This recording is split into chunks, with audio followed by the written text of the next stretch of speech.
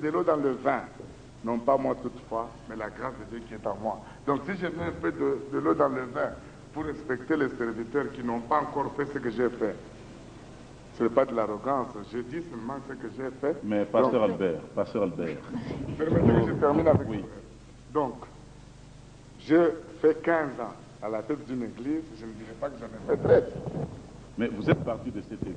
Pourquoi n'avez-vous pas voulu aller commencer une autre œuvre loin d'ici, par exemple dans une autre province, ou peut-être à Lubumbashi, mais dans une autre commune? Vous avez placé l'église Nouvelle Cité de David à 1 mètre de Viens-de-Voix. Est-ce intentionnel? C'est parce que vous pensez que naturellement, vous deviez couper un morceau à Viens-de-Voix, n'est-ce pas, le manque d'amour, Pasteur Albert? Mais je crois bien que les juristes appuieraient ça pour dire que c'est vraiment une concurrence déloyale. Hein? Oui, le pasteur. Répondez-vous, pasteur. Merci beaucoup. Parce que Joël parle des juristes, vous savez que même en droit, il y a une période qu'on observe. Si quelqu'un quitte une maison, avant de commencer la même activité dans une autre maison, oui, il y a une période qu'on observe. Tout à fait. Tout à fait, n'est-ce pas? Mais ici, nous ne sommes pas d'abord totalement en droit. Nous sommes totalement dans la parole de Dieu. Rentrons maintenant à la base. Le pasteur Lukusa n'est pas dissident. Je viens voir. Il n'est pas dissident de la 30e communauté. Le pasteur Lukusa n'est pas parti de son propre chef de Viens-Voir, ni de la 30e. À son corps défendant ou pas, le pasteur Lukusa a été officiellement, publiquement, solennellement exclu de la 30e communauté avec des lettres qui ont été publiées et vendues même dans Lubumbashi. Vendues? Vendues. Copie pour information à son Excellence, Monsieur le Gouverneur, ah bon? à son Excellence, Monsieur le Chef de la Division de la Justice, à son Excellence, Monsieur le Maire de la Ville, et comme si cela ne suffisait pas, et comme si la Bible permettait cela, à Monsieur le commandant de la police nationale congolaise, ville de Lubumbashi. D'après vous, pourquoi toute cette publicité? Je ne vais pas revenir, j'aime mes frères, je ne voudrais accuser personne. Mais si je rentre dans les Écritures, parce que vous me posez la question, Joël, quand bien même il y aurait eu question de péché, et si les commanditaires et les écrivains de la lettre s'en tenaient aux Écritures, il est aussi écrit, quand péché il y aurait eu, n'en publiez pas d'angoisse, n'annoncez pas la nouvelle dans les rues d'Ascalon, de peur que les filles des incirconcis ne se réjouissent. Mais quand on doit informer même la police, l'intention qui est derrière n'est pas à cacher. Tourner cette parenthèse sont des choses sur lesquelles je n'aime pas revenir. Ok? Alors le passé le Koussa exclut avec information à la police. C'est comme si c'est la police, l'ANER, le gouverneur qui gère les problèmes de péché dans les églises. Vous n'avez qu'à juger. Rentrons maintenant. Il n'est pas dissident, il est exclu. La lettre d'exclusion ne veut pas dire excommunication. C'est d'une communauté que le pasteur Lukusa ne doit plus appartenir. Et cet homme-là, si nous devons le dire clairement, se retrouve dans la rue pendant 1 mois et demi. Nous le croyons, n'est-ce pas? Il est sur la rue, il n'a pas d'église, il n'a de compte à rendre à personne, parce qu'il est considéré comme un publicain, un homme de mauvaise vie qui est sur la rue. Mais si cet homme est sur la rue, et qu'un mois et demi après que Dieu lui ait donné une concession, l'homme de la rue dit, je commence quand même une église. Je pense que son ancienne église ne doit pas revenir comme un mari qui écrit une lettre de divorce à sa femme, le tribunal siégeant contradictoirement et prononçant la sentence, il y a divorce, et à la sortie du tribunal, un autre homme prend la femme dans les bras et tu commences à faire des problèmes. C'est que tu n'avais pas compris ce que tu avais fait. Si tu n'avais pas compris la valeur de ta femme et que tu l'aimais encore, tu as écrit la lettre de divorce, le tribunal l'a prononcé, je pense que tu dois assumer la responsabilité de ta jalousie inutile. Mais pasteur... Attendez, pasteur Jean, le pasteur Lukusa, se retrouvant sur la rue, ayant un appel de Dieu et une onction irrévocable. il ne faudrait pas que par émotion, nous annulions les Écritures. Je tiens pour dit que le pasteur Lukusa, dans sa façon de comprendre, n'a jamais expliqué à quelqu'un qu'il a péché ou il n'a pas péché. Il a estimé simplement que l'histoire s'écrit pas au moment des événements et à la fin, à la suite. N'est-ce pas? Mais les uns comme les autres, tout le monde lisant les Écritures, sait l'appel et les dons de Dieu sont irrévocables. Et parce que c'est irrévocable, le pasteur Lukusa sur la rue, avec un don, un appel, un ministère, une onction particulièrement importante et irrévocable. Fallait-il laisser aux jaloux détruire ce que Dieu a donné à quelqu'un? Il est écrit, lorsqu'il y a encore du jus dans la grappe, Ésaïe 65, verset 8. Lorsqu'il y a du jus dans la grappe, l'on dit, ne détruisez pas, il y a là une bénédiction. Je n'ai pas besoin de démontrer que ce soit aux habitants de Lubumbashi du Congo qu'il y a du jus dans la grappe. Mais pasteur Albert, vous dites que vous êtes parti de Viens-et-Voix, étant en fait chassé, si vous me permettez ce terme-là. Comment expliquer que dans un rayon de temps, vous vous êtes retrouvé avec toute une concession, puisque c'est ici nous sommes, chers téléspectateurs, il y a non seulement cette salle de réunion où, en fait, la nouvelle cité de David tient en attendant les réunions, il y a juste ici à côté une grande chapelle, il n'y a pas que cela. Ici, au dos même, là où le pasteur Albert tourne le dos, il y a un bâtiment en étage. Il n'y a pas que ça, la concession est bel et bien clôturée. Vous allez nous dire, pasteur Lukusa, que c'est un fait du hasard, c'est quelque chose qui n'avait jamais été préparé par vous. Comment vous allez expliquer ce phénomène, pasteur, puisque les gens disent que c'est gigantesque, cette concession? J'aimerais aussi renchérir pour dire que vraiment, nous savons que cette concession a coûté, je crois, des milliers de dollars. Parti de Viens-et-Voix, vous nous dites que vous étiez sur la rue, vous n'avez pratiquement rien. Alors, avec quel argent vous avez pu acquérir cette concession? Est-ce que vous avez engagé une bande d'armée pour dévaliser une banque ou cet argent vous est tombé du ciel? Ou peut-être c'est l'argent de Viens-et-Voix qu'il a emporté avec lui. On ne sait jamais. C'est peut-être la quête qu'il a fait. Merci.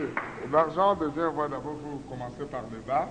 Je ne pouvais pas l'emporter parce que moi-même, au départ, mon bureau était intact.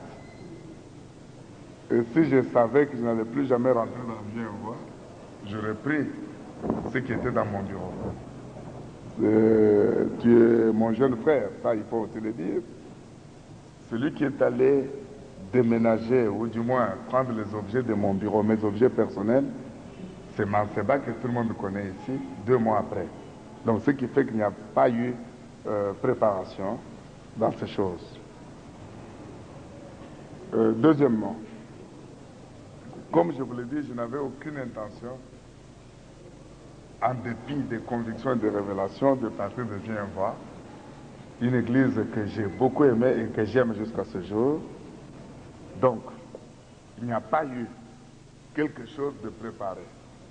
Troisièmement, Viens-et-Voix n'a jamais eu autant d'argent qu'on a prétendu, parce que si vraiment il y avait beaucoup d'argent que les pasteurs Lukusa prenaient, je pense qu'aujourd'hui ils peuvent en avoir et les distribuer aussi, s'enrichir comme le pasteur Lukusa s'était enrichi. Je pense que si on posait la question à mes frères, quelque part ils se rendraient compte qu'il y avait plus de peur que de mal. Donc il n'y a pas cet argent-là. Mais pasteur... Il n'y a pas eu de préparation. Oui. Ici, il y a une alternative. S'il y a eu préparation, c'est que cette œuvre que nous faisons est charnelle. C'est quelque chose qui a été prémédité et préparé. Mais s'il n'y a pas eu préparation, alors que Dieu nous est témoin, c'est que tout le monde doit s'accorder qu'ici, il y a les doigts de Dieu. Alors, permettez que je vous dise que tout homme de Dieu a des secrets. Moi-même, quand l'événement est arrivé, comme tout homme, je n'ai pas compris ce qui est arrivé. C'est ainsi que d'Afrique du Sud, beaucoup de gens m'ont téléphoné d'ici pour me dire, en Afrique du Sud, beaucoup de gens m'ont téléphoné d'ici pour me dire, ne reviens plus. Ce qui se dit est horrible, c'est dramatique, c'est tragique. Et si tu viens, c'est la mort. Donc, je pense que pour les besoins de la cause, parmi les hommes qui m'ont envoyé un email et qui m'a fait pleurer, il y a Jean-Jacques Calongé. C'est le seul email qui m'a fait pleurer. Beaucoup de gens m'ont téléphoné, mais Jean-Jacques m'a dit, papa, ce qui se dit est grave, c'est dramatique, c'est une tragédie. Mais j'aimerais te dire une seule chose. Vrai ou faux, je t'aime. C'est ce que tu dois savoir. Et si je dois te revoir, ça me ferait du bien. Parmi les gens qui m'ont envoyé, Didier Kazali, Didier m'a téléphoné, m'a dit, papa, je n'ai pas besoin d'explication. Je voudrais savoir une chose. Est-ce que je peux te revoir? Je lui ai dit, Didier, tu vas me revoir. Il y a des gens qui m'ont téléphoné pour dire, ne viens pas. D'autres m'ont téléphoné, viens. Je leur ai dit, je n'ai pas de raison de ne pas revenir. Je vais revenir. Et quand j'ai revu, j'ai trouvé que les carottes étaient cuites. Je n'ai jamais discuté. Et personne ne me dira ici hein, que le pasteur Lukusa discutait, je ne pars pas, je ne... Non, non. Même quand il y a la guerre qui se poursuit, c'est une guerre unilatérale et inutile. On se bat avec quelqu'un qui résiste. Vous n'avez jamais répliqué? Jamais. Je n'ai jamais écrit une seule lettre pour répondre. Je n'ai jamais dit que je ne partais pas. Je n'ai jamais dit que vous avez tort. Mais pasteur, vous voulez dire aussi par là que vos collaborateurs ne sont jamais venus, selon l'Écriture, vous faire voir là où vous avez péché? Je ne voudrais pas revenir à ces questions-là. Parce que là, nous allons engager des polémiques. Mais j'aimerais simplement vous dire oui, que je ne discute pas. Je ne voudrais pas rabaisser mon discours et je ne voudrais pas rabaisser mon niveau. C'est tout ce que vous devez retenir. Mais si je peux faire un pas. Si on dit que quelqu'un a péché, qu'il a fait des aveux, pour peu qu'on soit dans les Écritures, si quelqu'un a fait des aveux, ça suffit qu'il s'est repenti, n'est-ce pas? Mais aussi cela est. Quelqu'un qui s'est repenti, on l'amène à l'ANR, à la police et au gouvernorat. Tournons cette page. Je pense que le chrétien doit être un homme intelligent pour comprendre le passé, le coup dans ses façons de faire. Je ne rentre pas là. Je reviens pour dire que je n'ai fait aucune préparation. Mais Dieu qui n'a pas accepté que son serviteur soit traîné dans la boue, a simplement estimé que sans entrer dans la polémique, il organise que son serviteur ait ses lieux et commence son ministère qui n'est pas un prolongement d'un ministère. C'est pour cela que nous ne sommes pas des dissidents. Ça, c'est un dissident, c'est quelqu'un qui, du milieu d'une assemblée comme aujourd'hui, le prophète Chimanga se lève, il estime qu'il n'est plus d'accord avec le pasteur sur tel aspect, il peut sortir, un groupe de gens le suit, il commence une assemblée, on peut dire qu'ils sont des dissidents. Mais le pasteur n'est pas sorti de cette façon-là, il a été exclu. Et en sortant, il n'a pas commencé une assemblée. Et en parlant, il a même demandé à tout le monde de rentrer dans l'ancienne assemblée et de respecter les serviteurs établis. Il aurait fallu un minimum de sagesse et d'élégance parmi les serviteurs qui étaient restés pour profiter seulement d'un conseil que le pasteur avait donné au peuple, hein, pour récupérer et maintenir tout le peuple. Mais pasteur, parmi vos messages les plus importants depuis que vous êtes parti de la NCD, plutôt de Viens et Voix, il y a celui-ci, le choix difficile. Qu'est-ce que vous aviez en tête lorsque vous prépariez ce message intitulé Le choix difficile, pasteur Lukusa? Disons qu'ici, je voudrais peut-être entrer un peu dans les lards, être un peu plus clair. Les choix difficiles, c'est-à-dire, je me suis retrouvé dans une situation où, l'église vous chasse, mais deux, curieusement, et la police, et la NER, et le gouvernorat, et la mairie de la ville, tout le monde se met du côté, tout le monde se met ensemble pour traquer le pasteur Lukusa, qui pour lui demander de quitter la ville, qui pour l'impliquer dans ceci, dans cela. Et Dieu me demandant de rester ici pour encadrer ceux que je pouvais encadrer qui se retrouvaient à moi. Et j'étais là devant un choix difficile. Il fallait peut-être partir, puisque la Bible dit aussi qu'il faut secouer la poussière dépend de vos pieds. Vous pouvez partir chercher la République, le pays est vaste. Vous ne pouviez pas aller faire notre ministère ailleurs, puisque maintenant vous faites souffrir les frères de Viens et Voix, pasteur Albert. Je ne les fais pas souffrir. Je les aime beaucoup et je continue à prier pour eux. Parce que j'ai vu 3 cultes chaque dimanche, pleins, avec des personnes différentes, pasteurs. N'est-ce pas exceptionnel? Est-ce que nous allons donner raison à ceux-là qui disent que vous avez touché à la magie? Je reviens pour dire que je ne fais pas souffrir mon ancienne église. L'unique intervention à la télévision, j'ai demandé à tout le monde de rentrer à l'église. Ça, c'est la première chose. La deuxième, l'erreur de l'église d'utiliser les autorités politiques. La police, l'armée, pour matraquer les pasteurs, le Costa, pour l'esprit rationnel. Il fallait comprendre que le problème se trouvait ailleurs. Pourquoi la police? Pourquoi l'armée? Pourquoi le gouverneur devait se mêler dans un problème d'église? Peut-être parce que Dieu lui-même serait... Souffrez que je vous dise aujourd'hui parce que vous avez voulu que je parle. J'ai dit au gouverneur, le président de la République vous a nommé pour régler le problème des adultères dans l'église. Est-ce que vous avez posé cette question au Au gouverneur? gouverneur, non. Je suis un homme, quand je veux parler, je parle.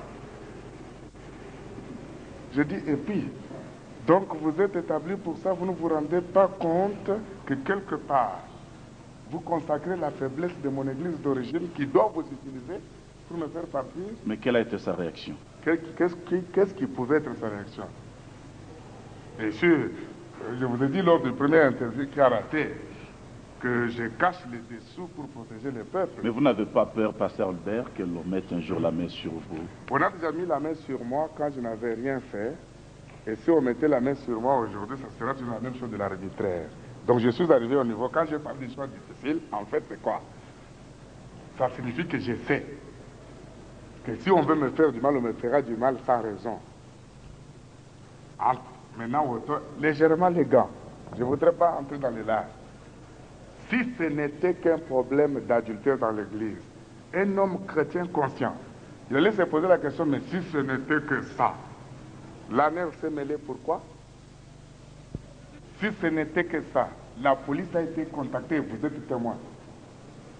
Si ce n'était que ça, la présidente de la République a été contactée par écrit, n'est-ce pas, prof Chimanga? Et si ce n'était que ça, le gouvernement devait se mêler pourquoi?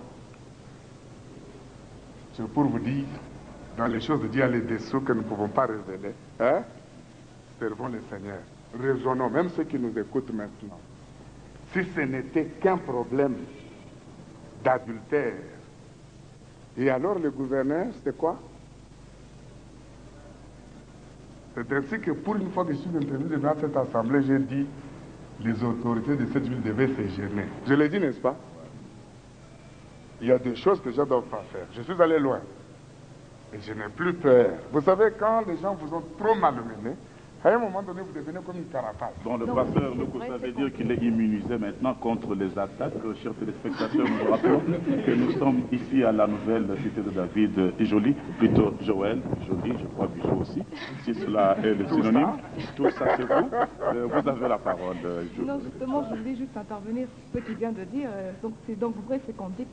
En fait, vous semblez, ou vous êtes plutôt, vous semblez être intrépide, vous ne reculez devant rien. Et est-ce que vous êtes têtu par principe ou vous avez un leitmotiv? Je vais revenir. L'autorité de la ville m'a dit, vous avez la réputation d'être un dur. Et je dis à l'autorité, je ne suis pas dur pour rien. Lorsque vous me dites des choses qui ne sont pas vraies, j'ai posé la question, je m'excuse même à l'ANER, vous ne vous gênez pas de venir mener les enquêtes sur les adultères dans l'église d'un pasteur. Et puis il y en a combien qui ont engrossé le choriste avec preuve? Alors, parce que vous voulez tous noyer le pasteur le Costa et l'église et l'autorité politique, vous vous mettez ensemble. Je leur dis que c'est ridicule. Deux, je leur ai dit aussi que le pasteur le Costa ne s'inquiétera plus de rien. Parce que vous me posez votre ces questions. Parce que vous me posez ces questions, il faut que je vous le dise. Je leur ai dit, je ne m'inquiète de rien. Tuer le pasteur le Costa, ça ne sera pas un événement nouveau. Ça entrera dans la liste des méfaits que vous avez toujours commis, et je le leur ai dit. C'est pourquoi je peux le dire aussi sans complaisance. Et tout à l'heure, vous avez parlé de la main de Dieu pour la nouvelle cité de David. Mais les rumeurs courent dans la ville que vous êtes le plus grand sorcier